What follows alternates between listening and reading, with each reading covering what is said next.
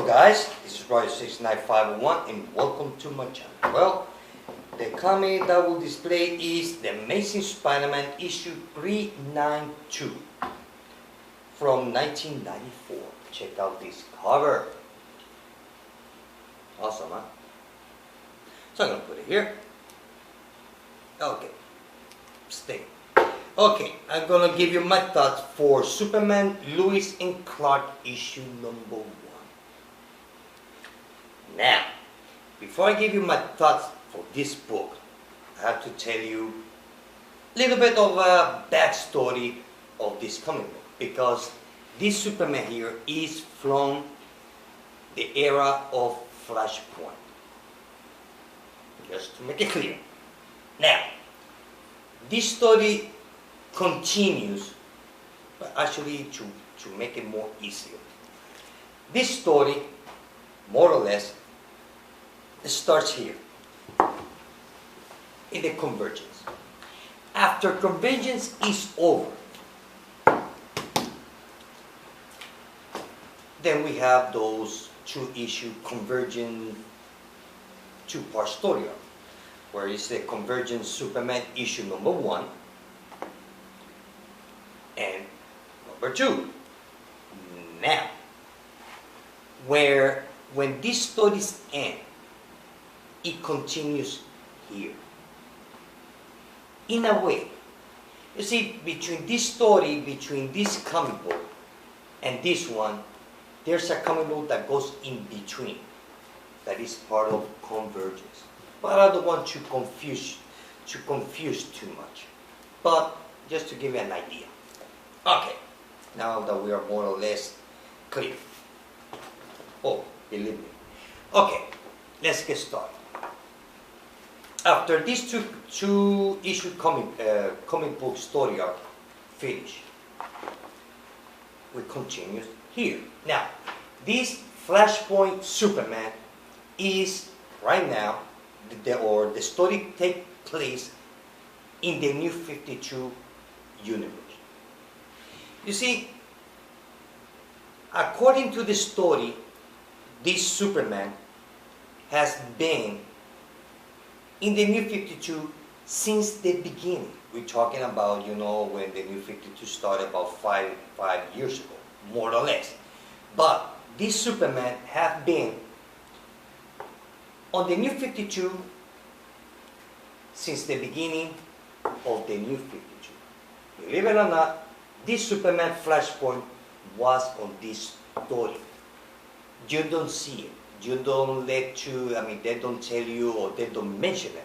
But he was watching the fight of this story arc from the distance.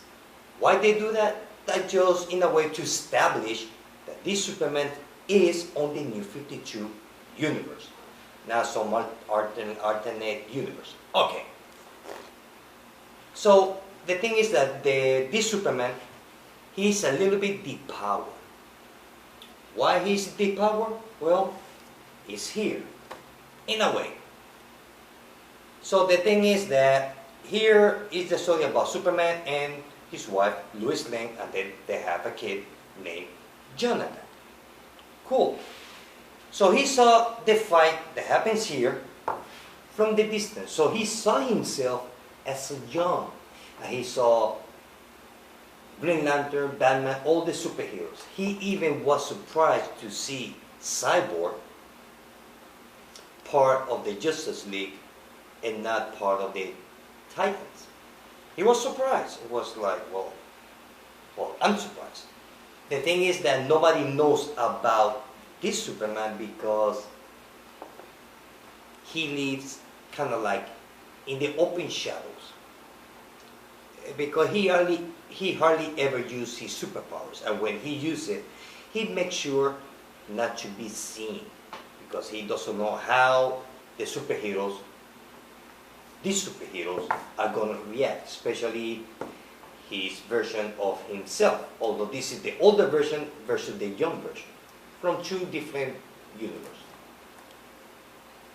So basically the whole story is explaining you how he got to the New 52 universe. that happens here. Because there was a part here on the story when Telos, he sent a bunch of superheroes to try to avoid the first crisis, which it did. So according to the story, they avoided crisis. The rest of the superheroes that they went with him to the crisis era, well, each one took their own path. Find the future or the place in the world or the universe or whatever you want to call it. So here we see the kid when he was a baby up to he's a kid about maybe 8, maybe 10, I would say more like 10 years old. None of his superpowers of the kid has developed yet. He also explained you how he kept in the shadows.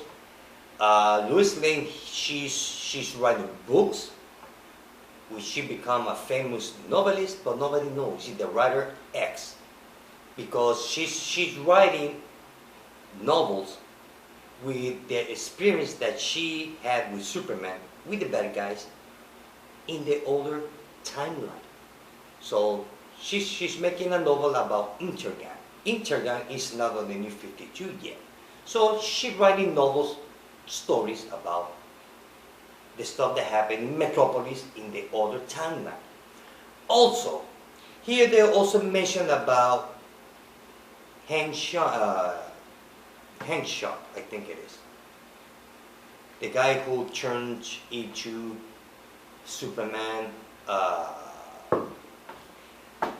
think it's Cyborg's not Cyborg. Let me see, wait, hold on. Let me see if I can find it here, the comic book, where he becomes, here it is. Superman Cyborg.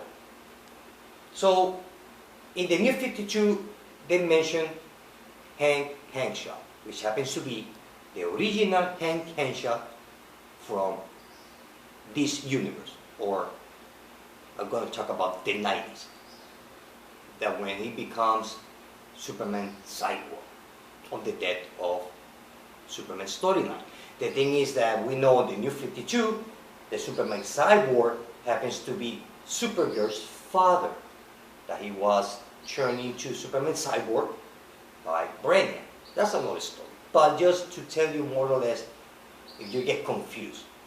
So Superman, he went out of space to check when Hank Henshaw was going back to Earth with his team, because Superman knows what happened on his timeline. He said, wait a minute, we're going to have again Superman Cyborg again?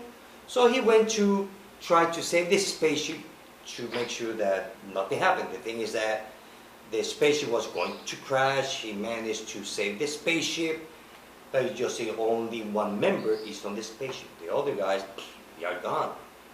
Happens to be 4 people. Now, the thing is that story back in the 80s, or I think it was in the 80s, is more or less like a carbon copy of the Fantastic Four.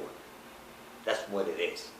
The thing is that they only lasted, I think, was 1 issue, because eventually everybody dies except for Superman Cyborg. So, basically, I also tell you the story what they did when they traveled back in time or to the universe in crisis to avoid the first crisis. So they reestablished the timeline and everything, no less. So Telos, he give them the chance to go any timeline they want to go. The thing is that their planet was destroyed by Convergence. Remember that.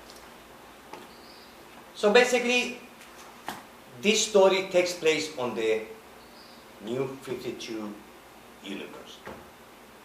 And I have to say that the story was really good. Superman, he's depowering a little bit. I have to say that the art is real nice, like the color. And we get to see Superman. This is when he's watching from the distance the fight between the Justice League and Darkseid. Also, as you see on the cover, he gets to use his black suit. at some point in the story he gets to use it. So the story is real nice, it's really intriguing. I really like it. And I like the art is real nice and the colors. Look at that. It's just awesome story. So I have to say this is a really good story. Really good. I really enjoy this story because this is the story of the classic pre-New 52 Superman. That's the way. The time when he was married to Lois Lane and he had a kid. That's it. That is good. I really like it. I'm not sure if this is a mini-series or it's going to be a series. I'm not sure.